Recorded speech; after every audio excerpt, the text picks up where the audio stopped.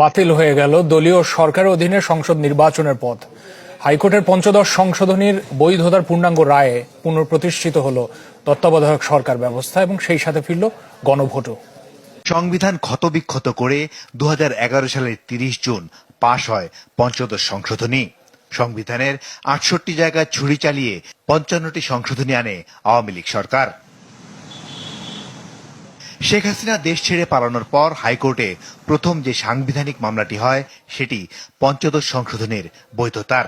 গেল ডিসেম্বরে দেয়া রায় পূর্ণাঙ্গভাবে প্রকাশ হয় মঙ্গলবার।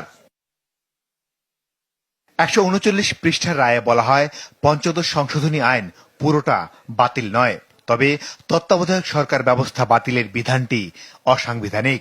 এর ফলে তত্ত্বাবধায়ক সরকার প্রসপেকটিভভাবে পুনঃপ্রতিষ্ঠিত হলো। সামনের নির্বাচনগুলোতে কার্যকর হবে তত্ত্বাবধায়ক সরকার ব্যবস্থা। হাইকোর্ট তার রায়ে বলেন, গণভোট ব্যবস্থা বাতিলের বিধানটি অসাংবিধানিক। এতে জনগণের মত প্রকাশের অধিকার হরণ করা হয়, অর্থাৎ এর মাধ্যমে গণভোট ব্যবস্থা পুনঃপ্রবর্তিত হলো।